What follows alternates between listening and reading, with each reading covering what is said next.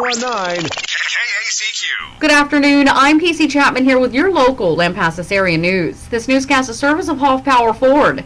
It was an active weekend for LPD. Officers started off in the midnight hour on Saturday with a possession of drug paraphernalia call in the 600 block of North Key, and were set out to check on a suspicious vehicle in the 300 block of North Hackberry a couple of hours later.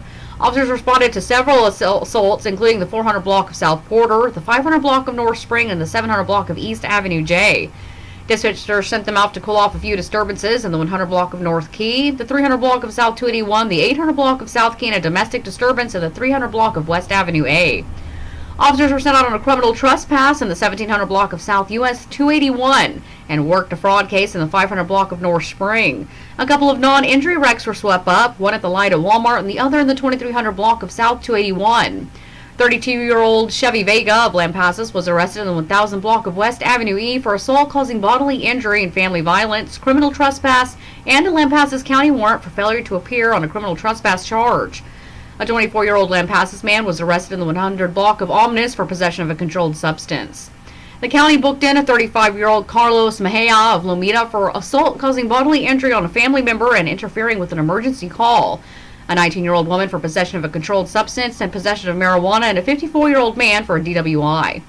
Over the weekend, Lomita settled a disturbance and went out on a handful of livestock issues. Gibbon responded to an alarm and went out on a call of threats. County deputies cooled off a few disturbances, cleared a couple of wrecks, responded to an alarm, and were sent out to Cove on a call of threats, a shots fired call, and a sex offense. Stick around, more Lampasas local area news is coming up next. There's nothing like a Ford, and there's no better place to get yourself driving that new Ford like Hoff Power Ford in Lampasas. With many different vehicles to choose from, with the best prices in Central Texas, with the highest quality and friendliest service center that takes care of you and your car for years to come. Don't wait any longer. Check them out at 902 North Key Avenue in Lampasas, or go online to hford.com. See their inventory, value your trade-in, and take advantage of their local pickup and delivery. Or call Spencer McKnight at 512-556-3631. Get yourself driving your new ride today. There's nothing like a Ford. Let's go, Let's go! Last week's storm had many people taking to social media looking for answers pertaining to the blackouts, to boil water notices, and road advisories. While many posts were accurate, just as many were not. To get official information from the city, you can go to the city's webpage at lampasas.org and click on the Stay Informed tab to get notices from the city straight to your phone. While you're there, you can also sign up for the Code Red to get emergency notifications from this area.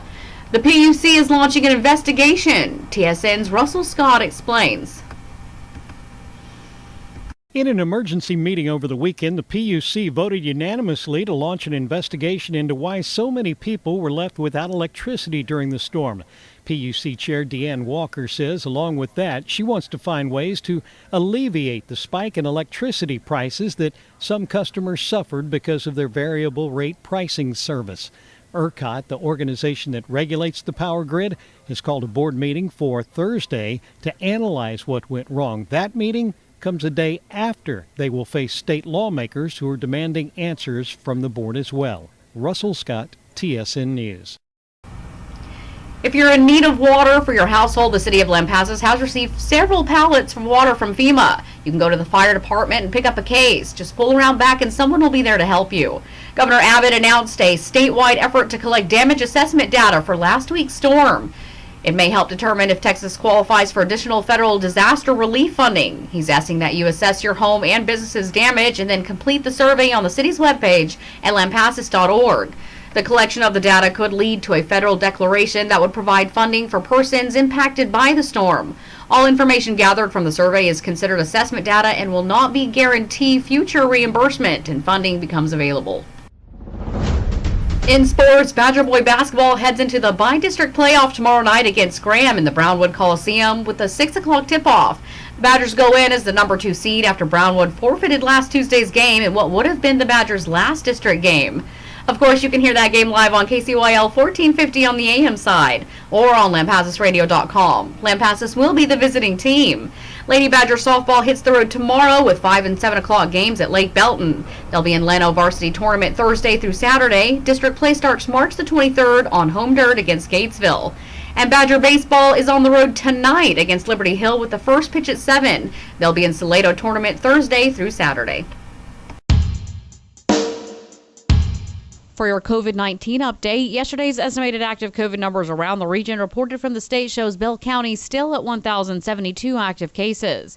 That number hasn't been changed since last week. Coryell County added 50 cases, now at 197. Vernon is down 3 with 553. Mills down 14 with 64. San Saba down 13 to 99, and Hamilton down a couple with 53.